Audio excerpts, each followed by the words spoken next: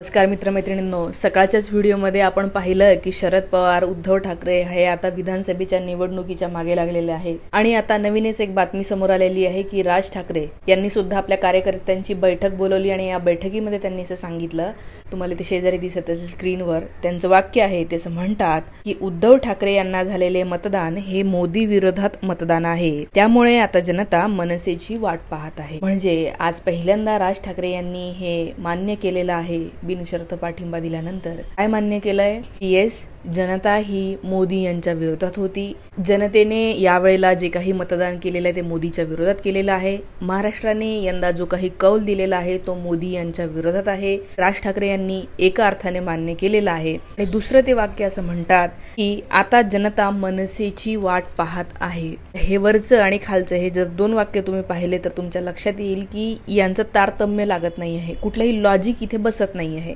का? कारण की जर त्यांना असं म्हणायचंय की महाराष्ट्रातल्या जनतेने मोदींच्या विरोधात मत दिलं आणि तुम्ही स्वतः मोदी यांना बिनशर्त पाठिंबा जाहीर केला होता, म्हणजे आता महाराष्ट्रातली जनता विधानसभेला सुद्धा भाजपच्या विरोधातच मतदान करणार आहे ना, ती मनसेची वाट पाहत आहे। हे जे काही वाक्य आहे याच्यामध्ये काही लॉजिक बसत नाही आणि महाराष्ट्रातल्या जनतेने नक्कीच मनसेची वाट पाहिली असती। मनसेची वाट महाराष्ट्रातली जनता पाहत होती कधीपर्यंत? जोपर्यंत राज ठाकरे यांनी मोदी यांना बिनशर्त पाठिंबा दिला नव्हता तोपर्यंत। ज्या दिवशी यांनी बिनशर्त पाठिंबा दिला, महाराष्ट्रातली इतर जनता तर सोडा, स्वतः मनसेचे कितीतरी कार्यकर्ते यांनी पत्र लिहून राज ठाकरेंकडे आपली नाराजी व्यक्त केली। अनेकांनी पक्ष सोडला कारण की त्यांना हे कळलं होतं की मोदी हे काही चांगलं व्यक्तित्व नाही आहे आणि यांच्या सोबत जर राज ठाकरे जात असतील तर राज ठाकरे यांच्या या निर्णयावर किंवा त्यांच्या एकंदरच पूर्ण पर्सनॅलिटीवरच लोकांना प्रश्नचिन्ह निर्माण झालं। लोकांना पूर्वी असं वाटायचं की राज ठाकरेंवर आपण विश्वास टाकू शकतो, मराठी माणसाविषयी त्यांना तळमळ आहे।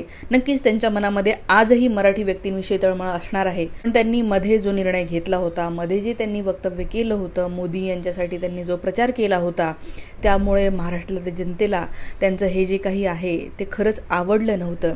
आणि आज जेव्हा ते म्हणतात की मोदी यांच्या विरोधात मत दिलं होतं म्हणून आता मनसे उभे राहील, तर लोक तुम्हाला का मतदान करतील? लोकांना परत असं वाटेल की नाही, यांना मतदान केलं तर हे बीजेपीच्याच सोबत जातील, म्हणजे अल्टिमेटली ते मोदी यांच्याच सोबत जातील, मोदी यांच्या धोरणांना सपोर्ट करणारे निर्णय राज्यामध्ये सुद्धा घेतील। त्यामुळे मला नाही वाटत की महाराष्ट्रातली जनता यावेळेला राज ठाकरे यांच्यासोबत जाईल। नक्कीच जनता त्यांच्यासोबत जाऊ शकते जर इथून पुढे राज ठाकरे यांनी सध्याचं विद्यमान जे महाराष्ट्रातलं सरकार आहे, सध्याचं जे केंद्रामध्ये असलेलं नवीन आलेलं सरकार आहे, यांच्या ज्या काही चुकीच्या गोष्टी होत आहेत त्या जर राज ठाकरे दाखवत राहतील, तो त्याच्या विरोधात जर हा पक्ष बोलत राहील, जे काही चुकीचं चाललेलं आहे त्याच्या विरोधात हे पक्ष बोलत राहतील, तर मे बी होऊ शकतं की मराठी लोकांना त्यांचं हे धोरण आवडेल। कारण की आपल्याला सगळ्यांना माहिती आहे, मी तुम्हाला मागेही राज ठाकरे यांच्यावर व्हिडिओ बनवला होता तेव्हा मी तुम्हाला गोष्ट सांगितली होती, एका सिनेमामध्ये एक हिरो असतो, तो सुरुवातीला गरीब असतो, तो व्यवस्थेच्या विरोधात प्रश्न उभा करतो, तो गरिबांच्या हक्कांविषयी बोलतो, तो इथल्या लोकांच्या हक्कांविषयी बोलतो, शेतकऱ्यांच्या हक्कांविषयी बोलतो, तेव्हा तो लोकांना आवडत असतो, लोकांना तो आपलासा वाटत असतो। पण जेव्हा तो नायक बदलतो आणि व्यवस्थेच्या सोबत जातो, गप्प राहतो, चुकीच्या गोष्टी झाल्या तरी बोलेनासा होतो, काहीही चुकीचं चाललेलं आहे तेव्हा तो बोलत नाही, त्यावेळेला मात्र जनतेला तो आवडत नाही आणि जनता त्याची साथ सोडत असते। तर असं राज ठाकरे यांच्यासोबत मधल्या काळात झालं होतं। इथून पुढे पण ते काय बोलतील हेही पाहण्यासारखंच असेल। पण राज ठाकरे यांचं पुढचं एक जे स्टेटमेंट दिसतंय ते तुम्हाला इथे शेजारी दिसत असेल, ते असं म्हणतात की लोकसभेमध्ये उद्धव ठाकरे आणि महाविकास आघाडी यांना झालेलं मतदान हे मराठी माणसाचे नाही। म्हणजे महाराष्ट्रामध्ये मराठी माणसं नाही असं तुम्हाला म्हणायचंय का? मुंबईमध्ये मराठी लोक नाही असं तुम्हाला म्हणायचं आहे? म्हणजे गुजराती, हिंदी किंवा मारवाडी लोकांनी उद्धव ठाकरे यांना मतदान केलं असं तुम्हाला म्हणायचं आहे का? हे तर नक्कीच होणार नाही, कारण गुजराती लोकांनी बीजेपीलाच मतदान दिलेलं असेल असंच आमचं म्हणणं आहे। हे जे काही तुमचं पहिलं वाक्य आहे की हे मतदान मराठी माणसाचं नाही, हे तुम्ही कशावरून म्हणताय? दुसरं, उद्धव ठाकरेंना झालेलं मतदान हे नरेंद्र मोदींच्या विरोधातलं होतं। येस, लक्षात आलं। मराठी माणूस मनसे निवडणुकीच्या रिंगणात कधी उतरणार याची वाट बघत आहे। काही लोक नक्कीच वाट बघत असतील ज्यांना मधल्या काळात राज ठाकरे यांनी कुठली भूमिका घेतली होती हे माहीत नसेल, आणि आम्ही सुद्धा वाट बघतोय। मी सुद्धा राज ठाकरे यांना सपोर्ट करायला तयार आहे जर ते इथून पुढे सध्याच्या विद्यमान राज्य सरकारच्या चुकीच्या गोष्टी सांगायला लागतील, आम्हाला काय नवीन करायचं हे सांगायला लागतं, नक्कीच आपल्याला त्यांच्यासोबत उभं राहता येईल। पण जर निवडून आल्याच्या नंतर हे परत यांच्याच वळचणीला जाणार असतील ते BJPच्या सोबतच जाणार असतील तर मात्र इथला मराठी माणूस तुम्हाला सपोर्ट करणार नाही असं मला वाटतं. लोकसभेमध्येही ते झालेलं आहे. BJPच्या सोबत जाणाऱ्या लोकांना इथल्या लोकांनी भाव दिलेला नाही आहे. त्यामुळे आज मनसे जरी BJPच्या सोबत जाणार असेल की त्यांना भाव मिळेल असं मला वाटत नाही. तसं म्हणतात विधानसभा निवडणुकीसाठी आम्ही 200 ते 250 जागावर लढण्याची तयारी करत आहोत.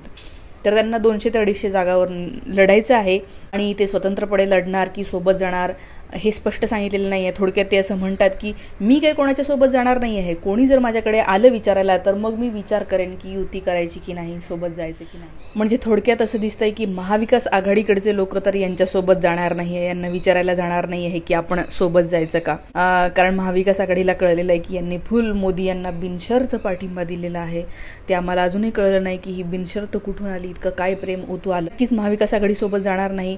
मग जर राज ठाकरे जे पहिल्या वाक्यात म्हणतात की माझ्याकडे कोणी आलं तर त्या संबंधातील विचार केला जाऊ शकतो, म्हणजे मग तुमच्याकडे BJPच नक्कीच येऊ शकते असं दिसतंय. कारण इथं BJP सपशेल काय म्हणूया हरलेली आहे. सिंगल डिजिटवर महाराष्ट्रात लोकसभेमध्ये जिंकून आलेली आहे. त्यामुळे होऊ शकतं की BJPच राज ठाकरे यांच्याकडे जाईल. आता BJPला हे कळलेलं आहे की अजित पवार यांचा काही उपयोग झालेला नाही. अजित पवारांसोबतची युती तोडण्याच्या मार्गावर BJP आहे असंही आजच्याच पेपरला आलेलं आहे.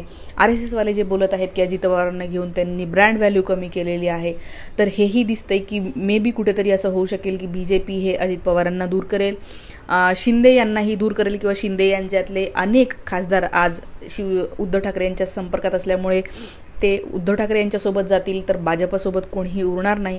तर असं होऊ शकेल की येत्या काळामध्ये भाजप आणि मनसे यांचीच युती होऊ शकेल आणि ते निवडणुका लढतील. म्हणजे थोडक्यात या राज ठाकरे यांच्या या आजच्या सगळ्या बोलण्यावरून इतकंच लक्षात येतंय की हे विधानसभेला भरपूर उमेदवार सोडणार आहेत आणि यांची युती जर झाली तर ती भाजपसोबतच होईल. पण हे महाराष्ट्रातल्या जनतेला हवं आहे का? लोकसभेचा निकाल पाहिला आणि आता येणारी विधानसभा जर पाहिली तर महाराष्ट्र हा कुठेही भाजप आणि भाजपसोबत जाणाऱ्या लोकांना साथ देणारा नाही आहे हेच दिसतंय. आणि भाजपचं एकंदर धोरण जे राहिलेलं आहे ते महाराष्ट्रद्रोहीच राहिलेलं आहे. महाराष्ट्रातले अनेक प्रकल्प गुजरातला गेले तेव्हा भाजपच्या एकाही व्यक्तीने ब्र काढलेला नाही आहे. फडणवीस तर हेच मानायला तयार नाही की हे प्रकल्प गुजरातला गेले. त्यांना जेव्हा खूपदा म्हणलं तर तेव्हा ते म्हणतात की गुजरात हा काही पाकिस्तान आहे का. म्हणजे त्यांना थोडक्यात काही हरकत नाही आहे. महाराष्ट्रातले प्रकल्प तिकडे गेले, इथल्या युवकांना रोजगार मिळाला नाही तरी त्यांना हरकत नाही आहे, महाराष्ट्राला कमी निधी दिला तरीही त्यांना हरकत नाही आहे. असे नाहरकत असणारे देवेंद्र फडणवीस आणि भाजप महाराष्ट्रातल्या जनतेला नको आहे. त्यामुळे भाजपसोबत जाणारं कुणीही महाराष्ट्रातल्या जनतेला नको आहे. माझं राजसाहेब ठाकरे यांना म्हणणं असेल एक तर स्वतंत्र लढा किंवा महाविकास आघाडीसोबत तुम्ही स्वतः चर्चा करा, पण भाजपसोबत नक्कीच जाऊ नका.